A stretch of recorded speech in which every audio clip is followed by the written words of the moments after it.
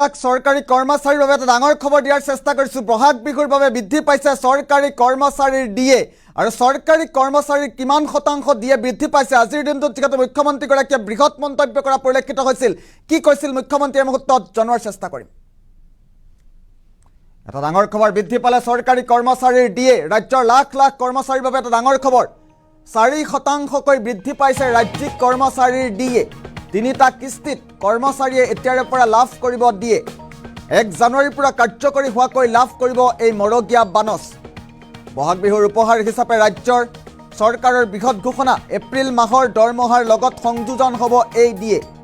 কেন্দ্ৰীয় চৰকাৰৰ ঘোষণাৰ পাছতে ৰাজ্য চৰকাৰৰ অনুমোদন প্ৰকাশ কৰা হৈছে। আনুষ্ঠানিক ঘোষণা কৰিছে আজিৰ দিনটোত মুখ্যমন্ত্ৰীগৰাকীয়ে। বৰ্ধিত হাৰত এপ্ৰিল মাহৰ পৰাই কৰ্মচাৰীয়ে লাভ কৰিব এই উপহাৰ। ইতিমধ্যে ডাঙৰ মন্তব্যটো কৰিছে মুখ্যমন্ত্ৰী ডক্টৰ হিমন্ত বিশ্ব শৰ্মাই। আমি ইতিমধ্যে উল্লেখ কৰিছোঁ 4% বৃদ্ধি পাইছে ৰাজ্যিক কৰ্মচাৰীৰ ডিএ। তিনিটা কিস্তিত কৰ্মচাৰীয়ে লাভ কৰিব এতিয়াৰে পৰা ডিএ আৰু 1 জানুৱাৰীৰ পৰা কাৰ্যকৰী হোৱাকৈ লাভ কৰিব এই মৰগীয়া বানচ বৃদ্ধি কৰিছে। আজিৰ দিনটোত সংবাদমেল সম্বোধন কৰি বৃহৎ মন্তব্য কৰিছে ৰাজ্যৰ মুখ্যমন্ত্ৰী ডক্টৰ হিমন্ত বিশ্ব শৰ্মাই। এপ্ৰিল মাহৰ দৰমহাৰ সৈতে সংযোজন হ'ব।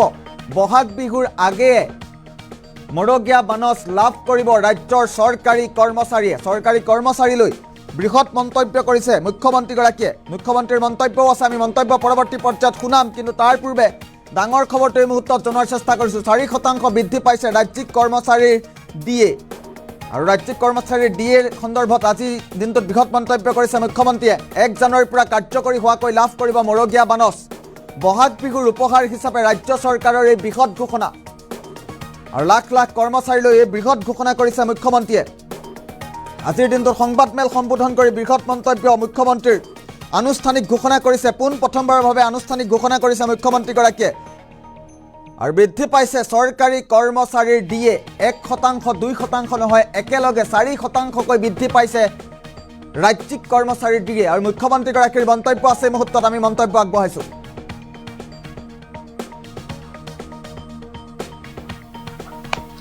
বিষয়টো হ'ল যে আপোনালোকে জানে যে যোৱা 12 তাৰিখে 12/3/2024 তাৰিখে ভাৰত চৰকাৰে তেখেতসকলৰ কৰ্মচাৰীসকলৰ বাবে 4% দিয়ে এনাউন্স কৰিছে। আৰু সাধাৰণতে ভাৰত চৰকাৰে দিয়ে এনাউন্স কৰিলে তাৰ সমান্তৰালভাৱে অসম চৰকাৰেও দিয়ে এনাউন্স কৰে। আজি আমি অত্যন্ত আনন্দ সহকাৰে বহাগ বিহুৰ প্ৰাক মুহূৰ্তত অসমৰ চৰকাৰী কৰ্মচাৰীসকলৰ বাবে 4% দিয়ে আজি আমি এনাউন্স কৰিছোঁ। আৰু এই ডিএটো এপ্ৰিলৰ দৰমহাত কৰ্মচাৰীসকলে ল'ব পাৰিব আৰু তেওঁলোকৰ বহাগ বিহুত এটা সুন্দৰ সংযোজন হ'ব। সাধাৰণতে এই ডিএ 1/1/2004 তাৰিখৰ পৰা প্ৰযোজ্য হয়।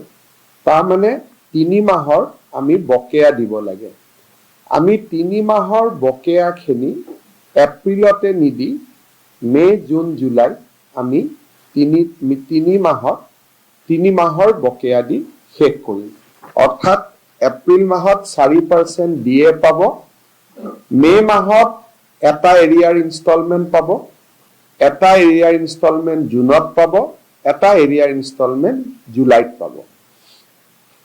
এই ডিএখিনি ঘোষণা কৰাৰ পিছত ৰাজ্য চৰকাৰৰ কৰ্মচাৰীসকলৰ ডিএ 50%লৈ বৃদ্ধি পালে। অৰ্থাৎ তেওঁলোকৰ বেচিক চেলাৰী যদি 100 টকা, এতিয়া ডিয়াৰনেছ এলাউন্স 50 টকা হ'লগৈ আৰু সৰ্বমুঠ দৰমহা 150 টকা হ'লগৈ। এইটো এটা মাইলৰ খুঁটি যে 50% ডিএ এজন চৰকাৰী কৰ্মচাৰীয়ে পাব আৰু বহাগ বিহুৰ আগতেই পাব।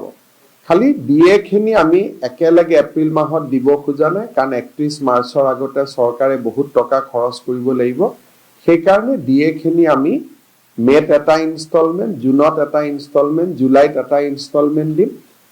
আৰু এই ডিএটো কাৰ্যকৰী হ'ব 1 জানুৱাৰী 2024 পৰা। প্ৰথম বিষয়টো হ'ল যে আপোনালোকে জানে যে যোৱা 12 তাৰিখে 12/3/2024 তাৰিখে ভাৰত চৰকাৰে তেখেতসকলৰ কৰ্মচাৰীসকলৰ বাবে 4% দিয়ে এনাউন্স কৰিছে আৰু সাধাৰণতে ভাৰত চৰকাৰে দিয়ে এনাউন্স কৰিলে তাৰ সমান্তৰালভাৱে অসম চৰকাৰেও দিয়ে এনাউন্স কৰে আজি আমি অত্যন্ত আনন্দ সহকাৰে বহাগ বিহুৰ প্ৰাক মুহূৰ্তত অসমৰ চৰকাৰী কৰ্মচাৰীসকলৰ বাবে 4% দিয়ে আজি আমি এনাউন্স কৰিছো আৰু এই দিয়েটো এপ্ৰিলৰ দৰমহাত কৰ্মচাৰীসকলে ল'ব পাৰিব আৰু তেওঁলোকৰ বহাগ বিহুত এটা সুন্দৰ সংযোজন হ'ব সাধাৰণতে এই দিয়ে 1/1/2004 তাৰিখৰ পৰা প্ৰযোজ্য হয় তাৰ মানে 3 মাহৰ আমি বকেয়া দিব লাগে আমি 3 মাহৰ বকেয়াখিনি এপ্ৰিলতে নিদি মে জুন জুলাই আমি 3 মাহৰ বকেয়া দি শেষ কৰিম অৰ্থাৎ এপ্ৰিল মাহত 4% দিয়ে পাব মে মাহত এটা এৰিয়াৰ ইনষ্টলমেন্ট পাব এটা এৰিয়াৰ ইনষ্টলমেন্ট জুনত পাব এটা এৰিয়াৰ ইনষ্টলমেন্ট জুলাইত পাব এই দিয়েখিনি ঘোষণা কৰাৰ পিছত ৰাজ্য চৰকাৰৰ কৰ্মচাৰীসকলৰ দিয়ে 50% লৈ বৃদ্ধি পালে অৰ্থাৎ তেওঁলোকৰ বেসিক স্যালাৰি যদি 100 টকা এতিয়া ডিয়াৰনেছ এলাউন্স 50 টকা হলগৈ আৰু সৰ্বমুঠ দৰমহা 150 টকা হলগৈ এইটো এটা মাইলৰ খুঁটি যে 50% দিয়ে এজন চৰকাৰী কৰ্মচাৰীয়ে পাব আৰু বহাগ বিহুৰ আগতেই পাব খালি দিয়ে খিনি আমি একেলগে এপ্ৰিল মাহত দিব খোজা নাই কাৰণ 31 মাৰ্চৰ আগতে চৰকাৰে বহুত টকা খৰচ কৰিব লাগিব সেই কাৰণে দিয়ে খিনি আমি মেত এটা ইনষ্টলমেন্ট জুনত এটা ইনষ্টলমেন্ট জুলাইত এটা ইনষ্টলমেন্ট দিম আৰু এই দিয়েটো কাৰ্যকৰী হ'ব 1 জানুৱাৰী 2024